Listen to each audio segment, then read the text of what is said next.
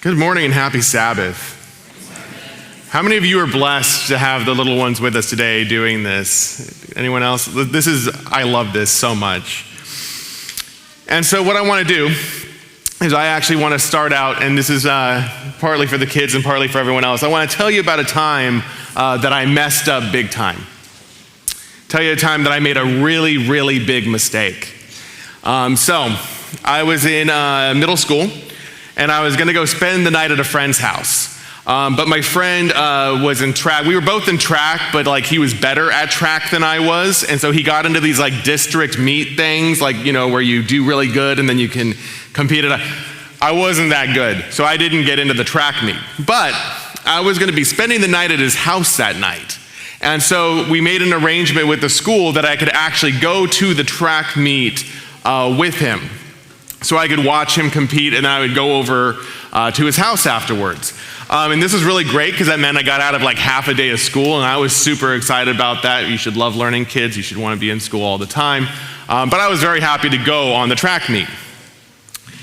And if I had just gone and sat down and watched him run and then gone over to his house, everything would have been fine. And it started innocently at first, because, I was sitting there with some of the other track people, because we all kind of watch each other do our things. And it started innocently. We were kind of joking on the runners, somebody almost tripped and fell, and we thought that was pretty funny. And, it started innocently enough. And I honestly, to this day, really don't know how we got to where we got, but eventually it got to the point of starting a betting pool over how people were going to finish in their races. Now, we were middle schoolers, so we probably weren't doing it all too correctly.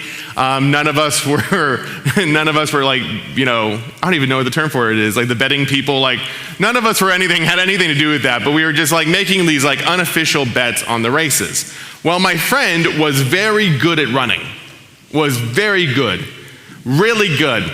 And so everyone was betting that he was going to win the race. And I realized, hey, if I bet against him to win, I actually stand to collect from all of these people that are betting for him. And if if he does win, I don't actually have any money on me, so we can figure something out. Again, middle school logic, probably not the best. And so I bet against him. So on what some people might call the bright side, I made some cash that day. On the other side, my friend lost the race and then found out what I did. And I can tell you right now, suffice it to say, that sleepover did not have a great start. It was real awkward for a while. He did not talk to me the entire way when his mom picked us up from the track meet and took us to his house. Not a single, talked to his mom all about the track meet, about everything, I was not even in the car. And I realized, and I thought about it afterwards, and I'm why did I even do that? Even much later in introspect, why did I even do something like that? Okay, we could talk about a few different things. I learned about gambling from people in my family, and so that was a thing. And so perhaps, there's some generational influence there. I see people gambling, and that's something, most people don't just randomly come up with just betting with each other just out of the blue.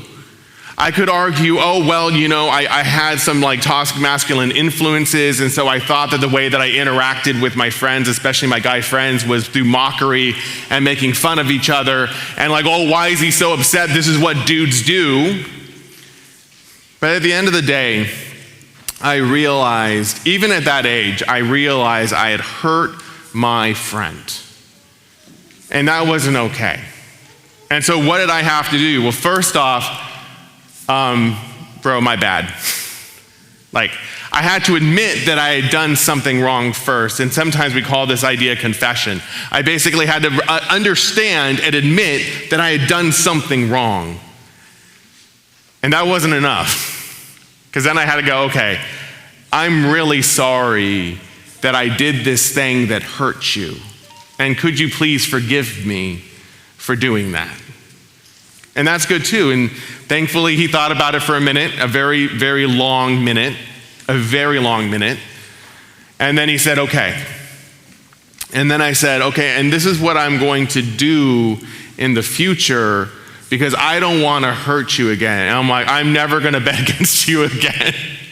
And he goes, well, maybe just like chill on the whole gambling thing and like the track meets. Like we were like kids that were talking about this. Like this doesn't seem cool. This doesn't seem right. And then he even asked me like, what would you have done if you had lost? Like what would you have done if I'd won the race and you owed? I'm like, I don't even know, man. I have no idea. It would have been a whole different awkward. I would have had him mad at me and I would have had them mad at me. So I don't even know. Thankfully, our friendship survived that experience. Because would I really have blamed him if he didn't want to be my friend after doing something like that to him? But thankfully, our friendship survived. And I also grew and I also learned from the experience. And what's really fascinating is as I've grown and as I've learned and as I've studied and as I've pastored for about a decade now, I realized that so many of the issues we deal with as a church aren't really theological. Or at least aren't just theological, aren't simply theological. It's not like the biggest issues we deal with as pastors is, oh, I have a theological question, pastor, or I don't understand the 11th fundamental belief. No, most of the issues we deal with are relational issues. Is how do we deal with each other? How do we deal with each other with our different personalities? And how do we deal with each other when all of these different cultures come together and these different generations come together and all these different people come together to make this thing we call the church? How do we live together, Pastor? That's really the question. And I realize that perhaps part of our role as pastors, that's one of the most important things we do. Because Scripture tells us time and time again, if you don't love your brother or sister, how could you possibly love God whom you have not seen? If you can't love the people around you, how can you love the God that is beyond the veil, the God that no one has seen, as John says? All we know is that God's love abides in us and dwells in us. And so this morning, as we look at our text, that's what I want to talk about today. But first, let's pray. Father in heaven, Lord, thank you for the example you have given us in Jesus Christ. Thank you for showing us a better way to be human. And Lord, as we seek to inspire and edify and build up the generations that are to come, show us the right way. Speak, Lord, we're listening. Amen. All right, so Hebrews 12, verses 1 and 2. Therefore, since we are surrounded by so great a cloud of witnesses, let us also lay aside every weight and the sin that clings so closely, and let us run with perseverance the race that is set before us, looking to Jesus, the pioneer and perfecter of faith, who for the sake of the joy that was set before him endured the cross, disregarding his shame, and has taken his seat at the right hand of the throne of God. And if you notice, that is one sentence. If you notice, that is one thought put together. And the way we often view this text, and I would definitely not say incorrectly, the way we view this text is we are running a race. And life is a race. And these are ways that we run the race better and we keep our eyes focused on Jesus. And just as if you're a runner, you want the lightest running shoes possible and you want the lightest running clothes possible, because any little bit of weight can throw off your time, or throw off your pace, or throw off you might not be able to finish depending on what kind of race you're running. Let it all go so that we can run even better, so that we can follow Jesus who went before us and showed us the way, so that we can be where Jesus is and we can be like Jesus and who Jesus is.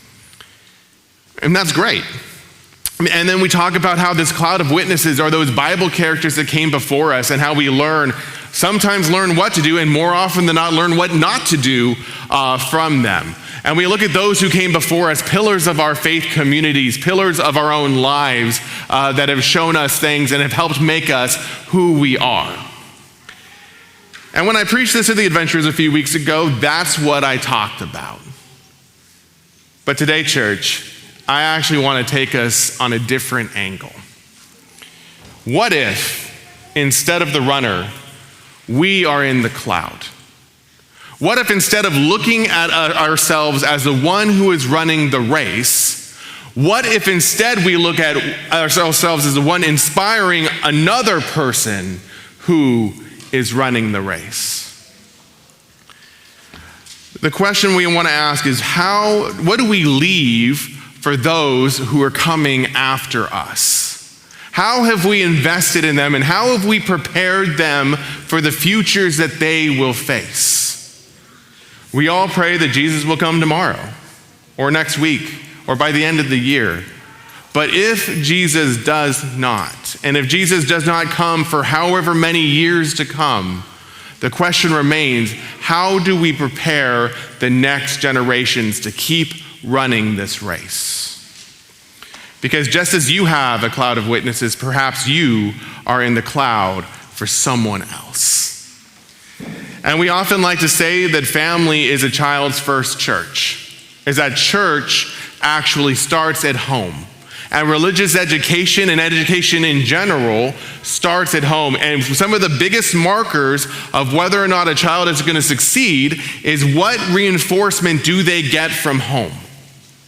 Do you read with your child every night, they often say? Do you talk about things with your child? Do you actually help your child with their homework? And there's a lot of data that proves that this actually helps them do better in school and better in life. And we also say that religiously. We should not expect the church to do all of the theological training for our children, because home is where it starts. But on the other hand, family might be the child's first church, but then church is often the child's first non-blood family. Church is supposed to be an extended family for our children. I very much believe in the saying that it takes a village to raise a child. Because after going through the process, not just once, but still going through it like with another child and a completely different child, I realize that we can't do it alone. My wife and I can't actually do this alone. We need a community around us to help pour in. Sometimes it's to support them. Sometimes it's to support us. And it's so beautiful when a group comes together and says, we want to help make this child the best person they can be.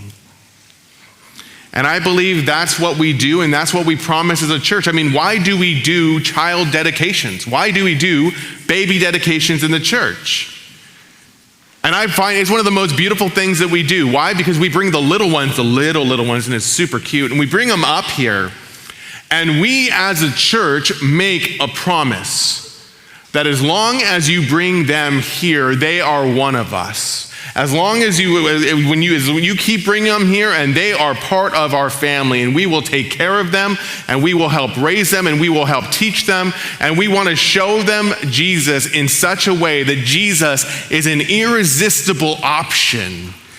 We want to show them Jesus in such a way they are so excited to follow Jesus, they will never want to do anything else. And in essence, that's what we promise as a church family. But now here's the question, church family. How well do we keep that promise? If we were to grade ourselves, what grade would we give us on how we do that? You don't have to say it out loud. Please don't. I guess the ultimate question is how do we do well in the cloud? How do we keep this promise? What can we do to help raise our children? And I want to say our children. How do we help raise our children the way they should go so in their old age they will not depart from it? Well, I think part of the answer to that is right here in this text. And I love how it said, lay aside every weight. And it's so funny that I think we kind of like skip over that Because the sin that clings so closely clings real close, and we kind of pay more attention to that than the first part. And we're like, well, we got to take a look at our sins, and we got to make sure everything's straight there. We got to make sure we've asked forgiveness. And we get so focused on the sin part, I think we forget the weight part. Because there are things that hold us down that might not necessarily be sin, but is weight nonetheless. Just like with a runner, I wouldn't say someone who has heavier shoes is sinful, but I would say that's not probably a good idea if you're trying to run a race. Maybe somebody wearing really cool Doc Martens, they're great shoes, don't get me wrong, they are incredible and awesome, but I wouldn't want to run a race in them. So just because it's not sinful doesn't mean it's not doesn't mean it's helpful. And so that's what I want to look at today, is what are the weights? What is the baggage that we carry with us? And I found that baggage is actually an incredibly useful analogy to talk about this sort of thing. How many of you have ever gone on a trip and you have taken way too much stuff with you? I don't know how we do it, but I've gotten really good. I had to go to Honduras recently, and I found out that I couldn't check a bag and I couldn't take a carry-on. All I could bring was my personal item. That's it. That's it. Just my bag. And so I brought a backpack. And I don't know how I did this, church family, with the grace of God, but I was able to pack for about 3 to 4 days worth of clothing and everything I needed, and even a couple books to read, in this one. I believe it's the grace of God that got that thing packed the way it was, and it actually fit exactly where it needed to fit. But we like to bring stuff. Why? Because we're always wondering, oh, well, what if I need this? What if this niche situation comes up, and then I'm sitting there and I'm like, well, I don't have an umbrella, and it's raining, even though the forecast doesn't say it's gonna rain at all. It's gonna be sunny and 90, and we're like, but what if it rains? Or what if it gets cold? I don't like being cold, so I gotta bring the big heavy jacket, even though I'm not ever going. And how many times when we go on these trips, we don't use the things we bring? We don't ever use all the clothes we pack. And when we're done, we have all of these big, heavy suitcases that we have to worry about. And as somebody who is often asked to lug the suitcases and lift the suitcases, please, let's stop doing that. All that extra baggage isn't necessary. All that extra baggage just makes it harder for certain individuals. Please don't. But how often do we do that in our lives? How often do we just have way too much stuff crammed in there? And all these things, and we worry about all these things that we shouldn't be worrying about, and we have all these pressures on us that are actually unnecessary, but we're afraid, what happens if I let it go? Maybe something horrible will happen if I don't carry this weight on me. Or maybe that weight was put on us by someone else and we just don't know what to do with it. I think there's 3 main types of baggage that we carry. First, we carry generational baggage. We inherit a lot of stuff. And if anyone has ever had to deal with someone at the end of their lives and had to deal with inheriting stuff, a person's house can get real full with stuff by the end of their lives. We've lived in our house for about 7 years, and moving right now just fills me with the utmost dread. I'd never want to do it, because there is so much stuff in that house, I wouldn't even know where to begin. I would probably just cry. That's just probably where I would go. Look at all the stuff and just give up. And when you inherit a lot of stuff, sometimes you're like, what do I even do with this?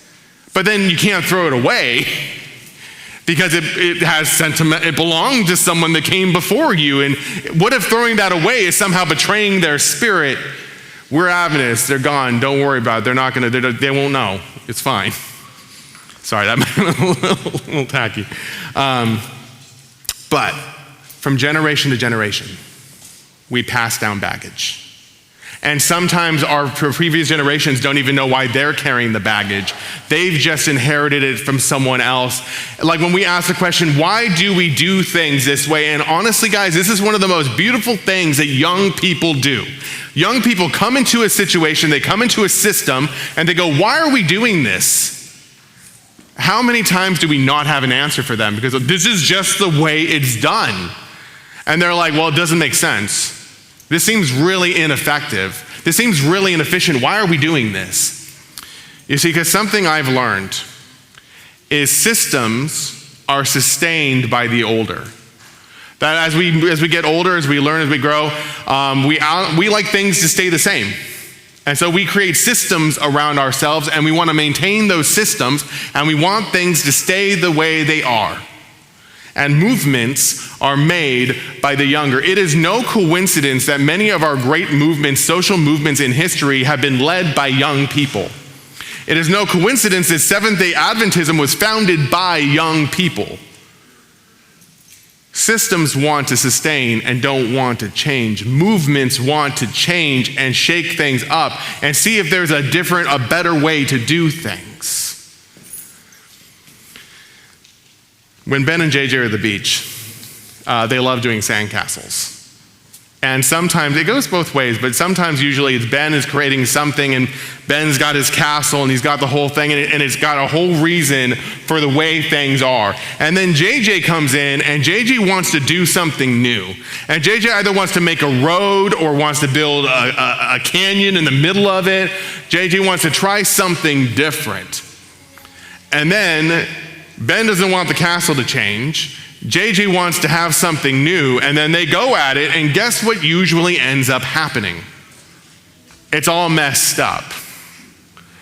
Or the castles remain, but JJ's got sand in his hair and is off and is in a rage and crying and all of this, and then the whole thing melts down.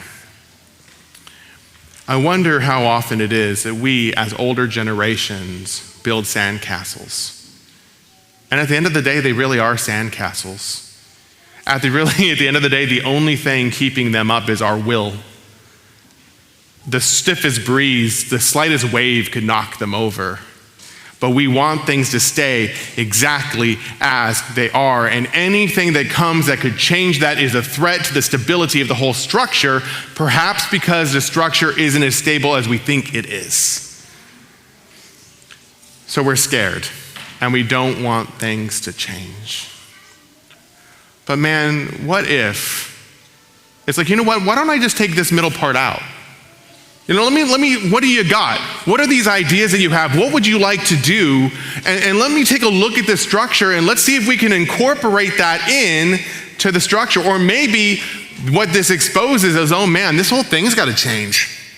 Because have you ever had that before? Once you start the process, and you start looking at something, you realize like maybe if you're starting to do some home remodeling and you start the process and then you realize once you do one thing, there's like 5 other things that you actually need to do. I wonder if that's the fear. That once we start the process, where does it stop? And what if we don't recognize it on the other side? But here's the thing, church family. If we trust our young people, and we should, because we've raised them. We've instilled in them the values. We've invested in them.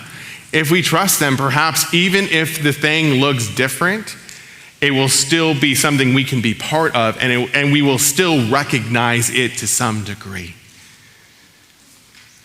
Perhaps being part of the cloud of witnesses is letting go of that, well, that's just the way it is, because I said so. Perhaps part of that is just being willing to ask questions about the way we do things. And if there is another way, a better way of doing it, let's do it.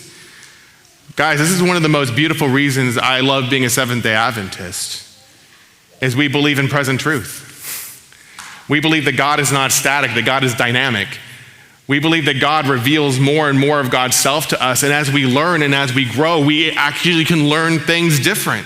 We can learn different ways of doing things, and that's okay. Because as long as we remain fixed on Jesus, the perfecter and pioneer of our faith, does it really matter what the track looks like? As long as Jesus is the same. The next baggage we carry is cultural baggage. And this is hard. And I want to be very sensitive with how I deal with this. Because I'll be honest, I have never really had strong culture growing up. It has been kind of loosely American culture, and that's really it. And quite honestly, it's supersized fast food, and that's really a large part of it. I don't really have much more than that, culturally speaking. And there are beautiful things that come with cultural expressions. And when we did our International Day recently, it was so beautiful to see so many different expressions in clothing and in food. And the diversity that we have here is one of our most beautiful strengths. But remember, any strength we have can also be a weakness.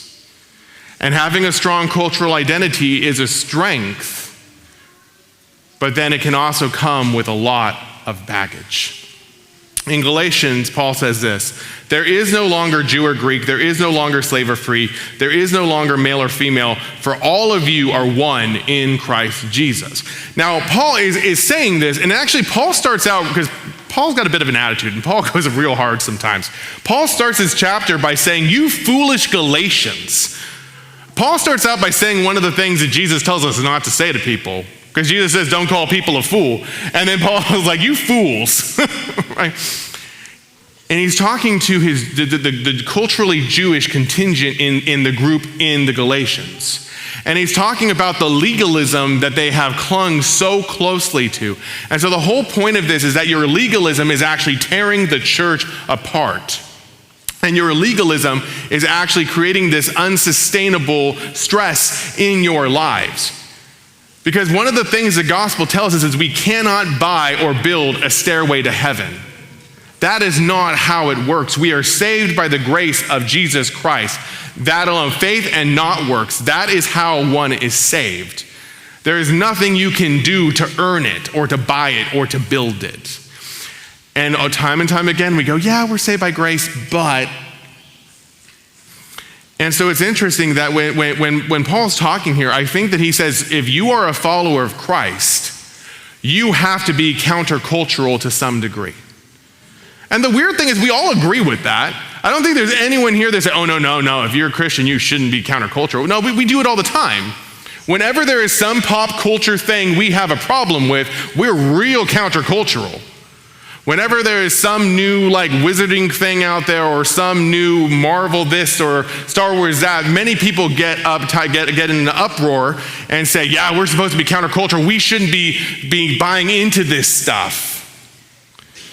But then I look at them and I go, well, okay, but what about the built-in misogyny that is within certain cultural expressions?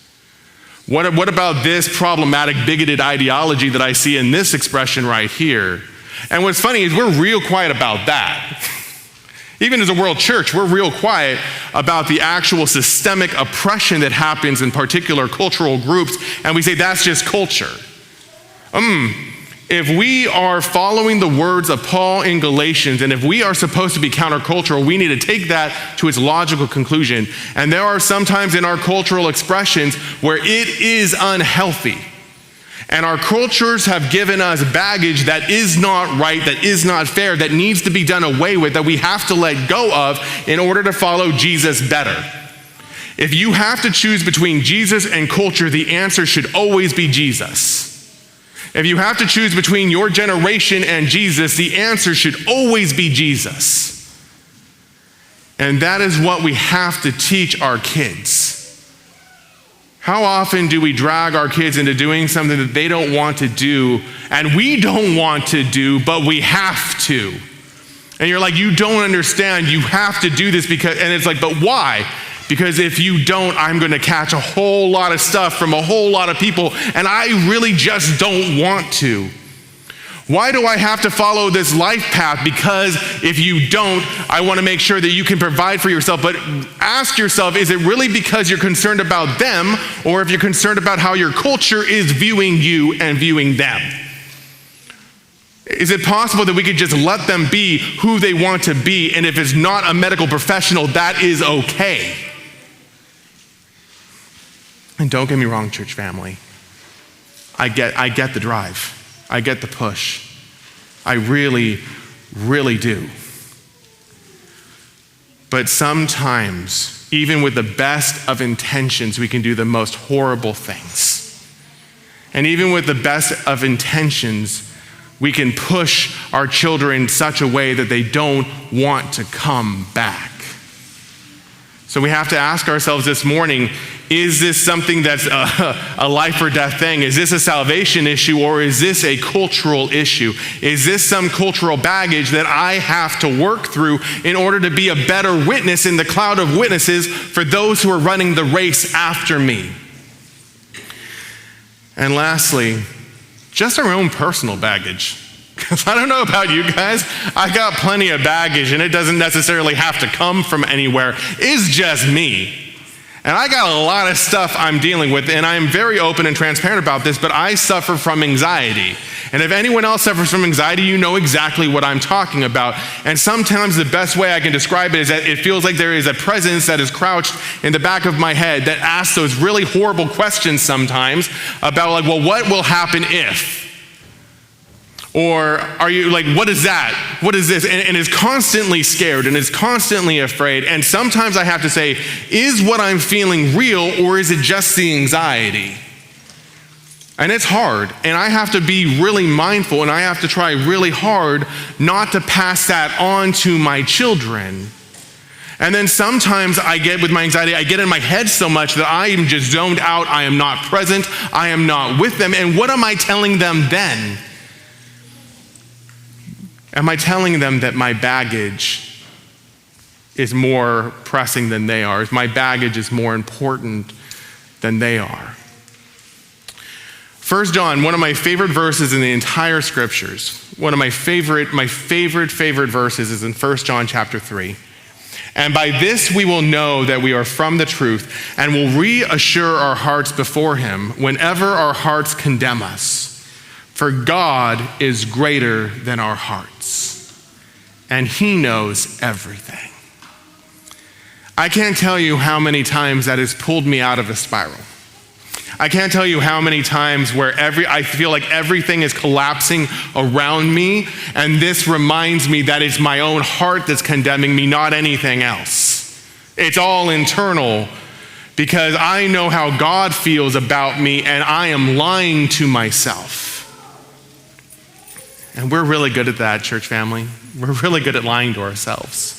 We're really good at convincing ourselves that whatever it is we're dealing with is so big and insurmountable that we can't do anything about it. But when our own hearts condemn us, God does not condemn us.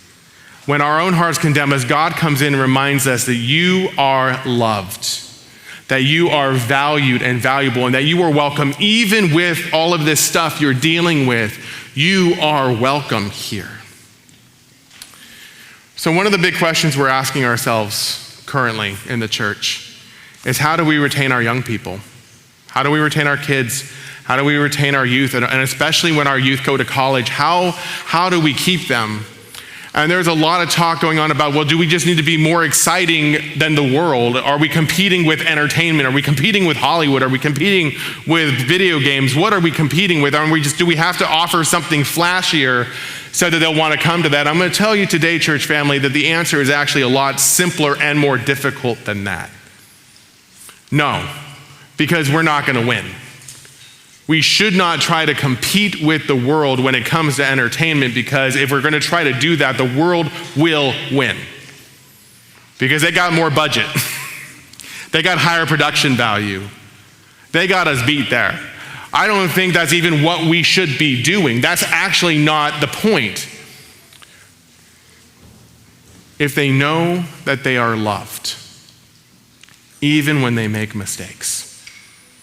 If they know that they are loved and welcomed here, no matter who they are. If they know that they are safe here with us. If they know that they have a home and a family they can always run to if they need it. That's what keeps people. And honestly, that's not just what keeps kids and young people either. People do not leave the church for theological reasons. People don't stop becoming Seventh-day Adventists mostly simply because they're like, oh, well, I don't believe in the Sabbath anymore.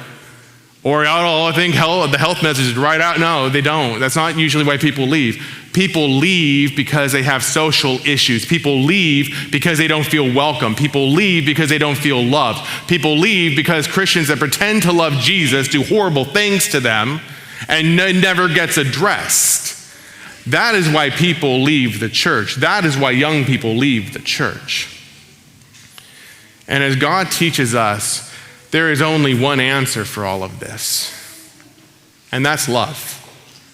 We love them so fiercely.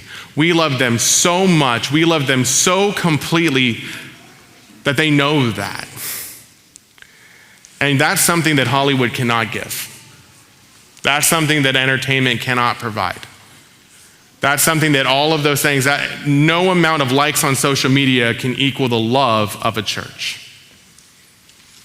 So, church family, this morning, you are in the cloud of witnesses, and you see the runners before you.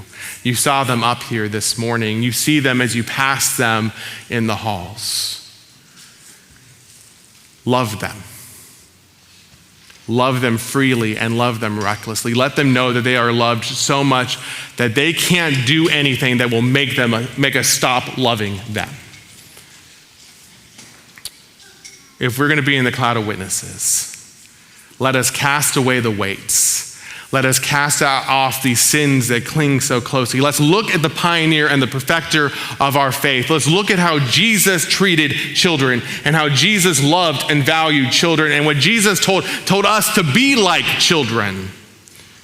And let's take that and let's truly be the cloud of witnesses that our young people need so they can run the race with hupomone, with endurance, with steadfast, patient endurance. So no matter how long it is before Jesus comes back, when he comes in the clouds of glory, they will be ready for him and we will be ready for him too.